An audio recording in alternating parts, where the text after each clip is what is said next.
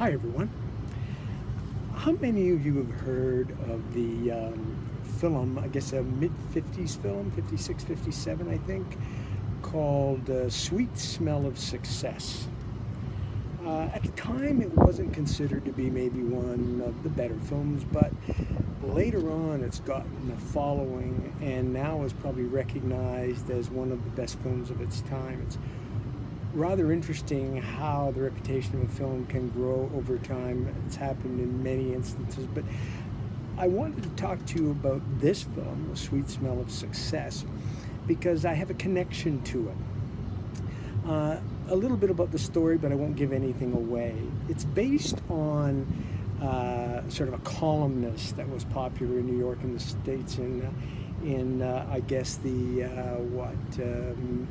again 50s, 60s, maybe even the 70s, named Walter Winchell.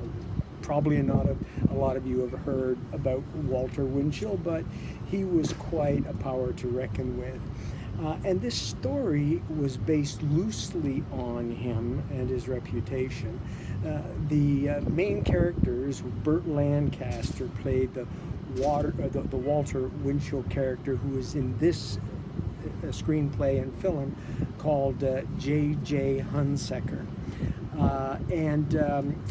Tony Curtis played Sidney Falco, who was a young news guy who was looking for the favor of JJ.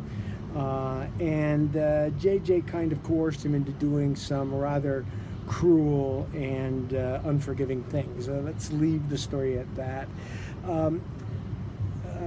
The female lead in this was really, I guess at the time, I certainly don't remember, I was even too young then, was Susan Harrison.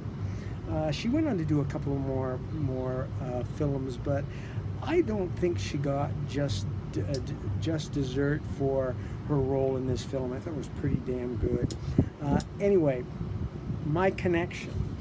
Like everything in the film industry, every once in a while they want to come along and do a musical of it. So I want to talk to you about the Sweet Smell of Success, the musical.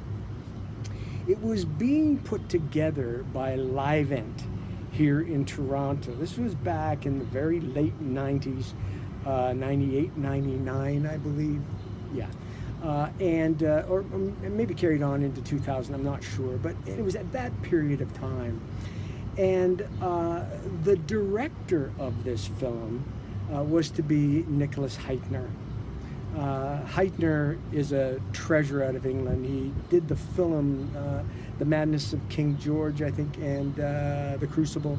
But he's more known for his direction and in some cases production involved in the National Theatre Company in England. In fact, he is now Sir Nicolas Hytner.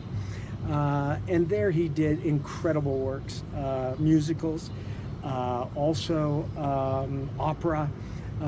Just, a power to be reckoned with. Well, as it turns out, I was just breaking into the business and I got a call from my agent and they said they want you to try out for the role of the bar owner in the new proposed musical Sweet Smell of Success. So I thought, that's cool. And he said that you'll be auditioning for Livent. Cool. So I thought, that's great. So I'll go and do the audition for Livent. Well, I must admit this was my first major stage audition. The room, or the hall was lined up with people.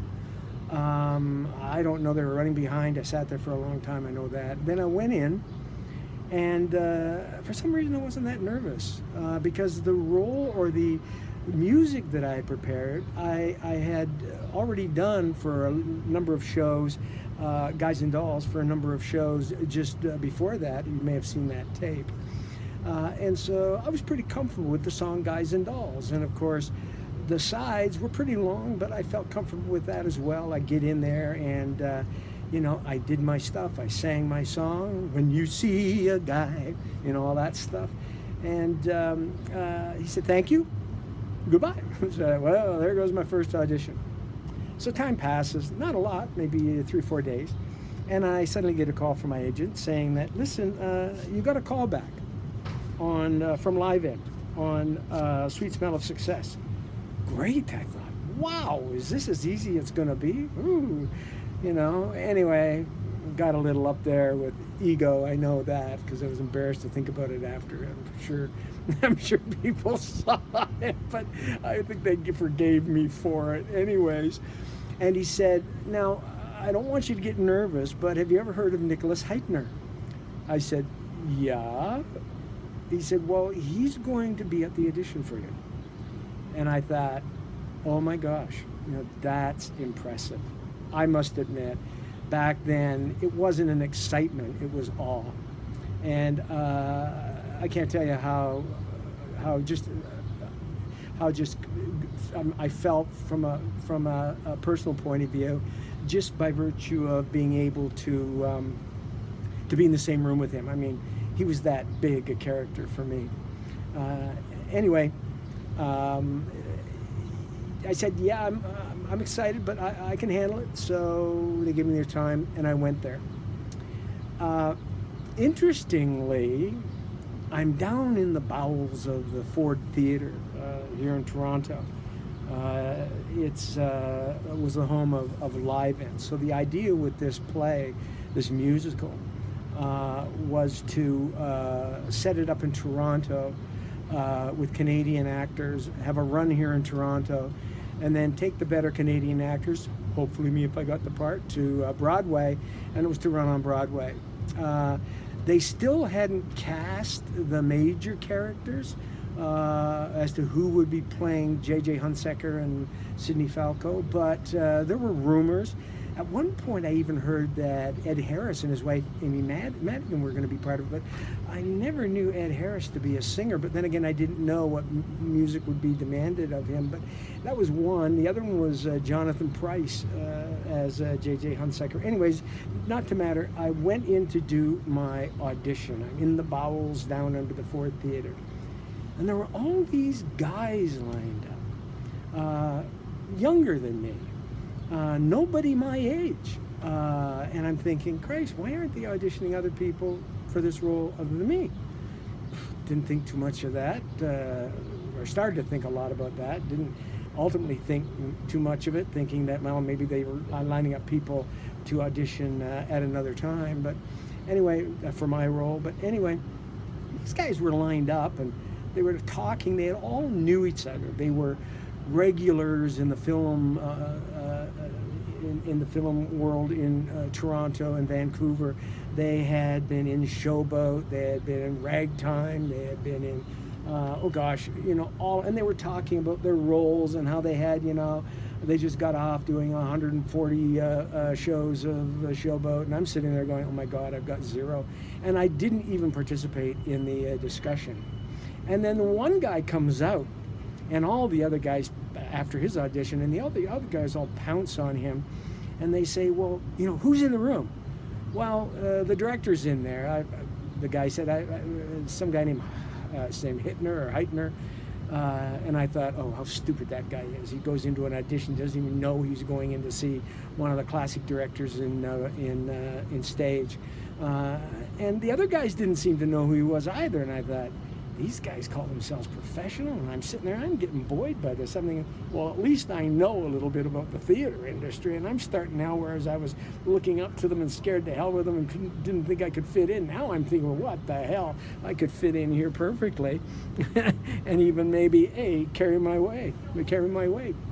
Anyway, and then the guy said, anybody else in the room? He says, yeah, there's a board there of about 8 people. And he said, and there's one guy there, some guy named Hamlisch. The other guys, these are guys that are in the musical theater business in Toronto and from Broadway. Can't believe this, but fact is stranger than fiction. Anyway, guy says, who's he? I go, oh, it can't be Marvin Hamlisch, but it must be because he's the guy that's writing the music for this. But why would he come up to audition these people from New York? Anyway, He says, yeah, it's some Marvin Hamlisch. I think he did something like won an Oscar for some musical, The Sting or something, you know, da na na na na na na na. And then he says, and some other song too that I'm not aware that I can't remember. And they said, guys, I've never heard of him. He's writing the music for this. I wonder if he's good. I'm ready to throw my goddamn shoes at these guys. I'm thinking, what the hell? Marvin Hamlisch is not only a Tony Award winner for Chorus Line, in the music of Chorus Line, he won the Pulitzer Prize for that. He won Academy Awards, Oscars for The Sting. He did the scores for Ordinary People. This guy is a giant in the music and theater industry in the United States, and these kids didn't even realize who the hell they were auditioning for. So I'm thinking, holy shit, this must be an important audition. If you've got the director there who lives in London, England, flying in for these auditions, and you've got Marvin Hamlisch there who's writing the music for this, and they're there to see me, I'm thinking, I gotta be the top 1 or 2 or 3 guys. So I went in and I felt great. It was like, wow. I said, what more could I ask for, win or lose on this? So instead of doing Guys and Dolls, I thought I'd do another little song called Bluebird. It's from Anything Goes. And it's kind of a crazy little song with a few tweets in the middle of it. And all I could see was Marvin Hamlisch sitting there with his arms across his chest and his big jowls almost resting down on them. And he's looking at me and he's trying not to catch or to let go a grin on the tweet. The last tweet I played right to him, and you could just see this little bit of a grin forming on his face. And Hytner was grand, sitting there like a king behind this table. Amazing, just amazing. I finished the song and I said, so what's next, guys? I didn't know what the protocol was. I was, trying to be a little bit of myself and whatnot. And they said, at least the guy who did the first interview or audition with me, I don't know his name, he said, well, Brian, we're looking good. We'll be back to you pretty shortly. And that was it for that audition. I walked out just happier than I could ever possibly be. I met Nicolas Hytner. I performed for Nicolas Hytner. I sang for Marvin Hamlisch. Wow. What more could you really ask for, eh? So, to make a long story short, Livent got into some financial trouble about 3 months after that. The contracts that Livent had with the actors who were selected, and I believe that I was going to be the one for select, at least that my agent told me, Bruce Dean, that I'm looking like the one they've selected for the club manager. Because of the trouble that Livent got into, and it turned out to be some legal trouble as well, the production company, Marvin Hamlisch's production company, pulled out of the Toronto production, and we were all let go. Of course, as I say, the plan was to have us do 6 months in Toronto and then go to Broadway. But I think in 2002 they did a read-through in New York, or was that 2001, 2000? They had, I think, Jonathan Pryce at that time doing the read-through. And I would have loved to have been there for that. But again, our contracts were kind of tied up in the legal wrangling. But it went to Broadway, off-Broadway, in a good theater, I understand. And they ended up casting John Lithgow as J.J. Hunsaker. That was good casting. That would have been great. So now, I look back and I think, oh my gosh, if Livent hadn't got into that trouble, and if they could have got the production underway here in Toronto, I could have been in Toronto and then Broadway working with John Lithgow. Whoa, what a claim to fame that would have been, right? The play didn't last long. I think I remember it went on in the spring and it was done by the summer. Not a lot of performances. But I do think it was nominated for a number of Tonys, including John Lithgow, and I believe John Lithgow won for Best Performance. I'd have to look that up, but my recollection is that is the case. So that's my little connection to Burt Lancaster, Tony Curtis, and the sweet smell of success. Auditioning and missing out by that much on a part for the Sweet Smell of Success musical. That's show business. You take care. We'll be talking to you again soon. Bye-bye.